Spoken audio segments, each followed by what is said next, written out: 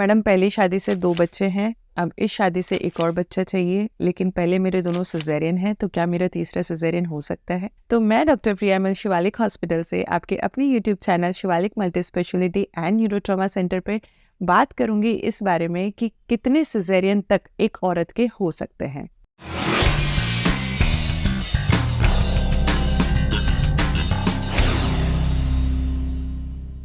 तो जब अपन बात करते हैं कि सिज़ेरियन ये क्या होता है, बच्चा निकालने के 2 रास्ते हैं, या तो नॉर्मल डिलीवरी जिसमें कि अपने वजाइना के थ्रू बच्चा बाहर आता है, या फिर दूसरा सिज़ेरियन जिसमें कि पेट काट के बच्चा आता है। तो देखिए, जब पहला सिज़ेरियन होता है उसमें आपके पेट की पूरी लेयर्स कटती हैं और फिर गर्भाशय तक जाया जाता है। फिर गर्भाशय में एक कट लगता है और वहां से बच्चे को बाहर निकाला जाता है। तो जब अपन ने ये प्रोसीजर किया, सिज़ेरियन हो गया, लेकिन क्या होता है कि गर्भाशय के आगे होती है पेशाब की थैली और पीछे होती है लैट्रिन की थैली। तो जब भी ऑपरेशन होता है और जब इसकी हीलिंग होती है, मतलब कि रिकवरी होती है, तो कई बार क्या होता है कि पेशाब की थैली ऊपर आके चिपक जाती है या लैट्रिन की थैली ऊपर आके चिपक जाती है। अब जब आप जाएंगे दूसरे सिज़ेरियन के लिए, तो ये चिपका हुआ जरूरी नहीं है कि हर पेशेंट में ही मिले। किसी पेशेंट में चिपका हुआ हो भी सकता है बहुत ज्यादा हद तक, और किसी पेशेंट में एकदम क्लीन भी हो सकता है। जब पेशाब की थैली गर्भाशय के ऊपर आके चिपक जाती है तो हमें रास्ता नहीं मिलता है बच्चे को निकालने के लिए। तो इसी दौरान कई बार हो सकता है कोई इंजरी हो जाए, कहीं कोई कट लग जाए, या कहीं पेशाब की थैली या लैट्रिन के रास्ते की थैली फूट जाए। तो उस वजह से होने वाली दिक्कतें बहुत ही घातक दिक्कतें होती हैं। तो ये इसकी कॉम्प्लिकेशंस हैं कि आप एक के ऊपर जब दूसरा सिज़ेरियन कराते हैं तो ये सब चीजें हो सकती हैं, दूसरा या तीसरा या चौथा। जैसे जैसे सिज़ेरियन बढ़ते जाएंगे वैसे वैसे जो अंदर चिपकने की प्रक्रिया है वो बढ़ सकती है।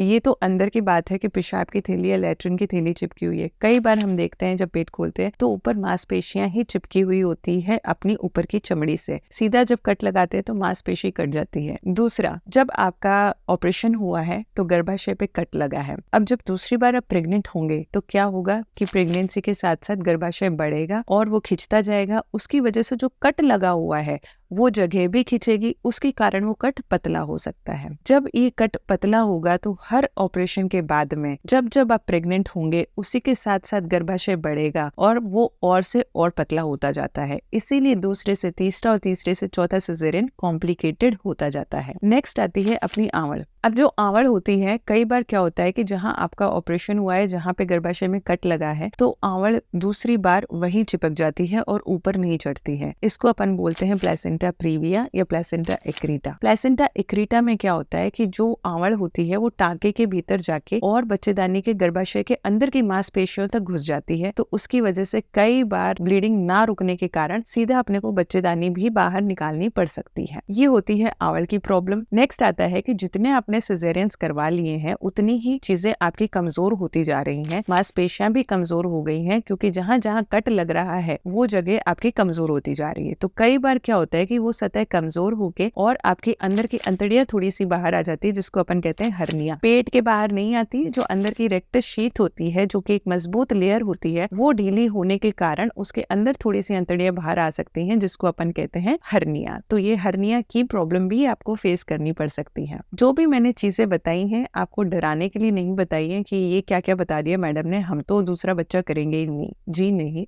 ये सब कॉम्प्लिकेशंस हैं जो कि पहले से दूसरे सिज़ेरियन में हो सकती है या तीसरे में भी हो सकती है। तो जब भी आप कोई भी प्रेगनेंसी प्लान करें तो एक बार अपने डॉक्टर से कंसल्ट जरूर करें और ऐसी जगह सिज़ेरियन करवाएं जहां पे सारी की सारी फैसिलिटीज हो। तो ये पूरा एक टीम वर्क होता है जब भी हम तीसरे या चौथे सिज़ेरियन पे जाते हैं। तो आप ऐसी जगह चुनिए जहाँ पे सब डॉक्टर्स की फैसिलिटी अवेलेबल हो या ऑन कॉल भी अवेलेबल हो। तो कंक्लूजन क्या निकलता है कि आप कितने सिज़ेरियन तक करा सकते हैं? देखिए, आप 2 सिज़ेरियन के बाद में तीसरे सिज़ेरियन तक लास्ट आपको कराना चाहिए। वहाँ पे आपको साथ ही बच्चे बंद का ऑपरेशन भी करा लेना चाहिए। लेकिन फिर भी अगर आप नहीं कराते हैं तो चौथे सिज़ेरियन भी हमने किए हैं। वो आपके ऊपर है कि आपको कितना रिस्क लेना है और कितना नहीं। Thank you. Be happy, be safe.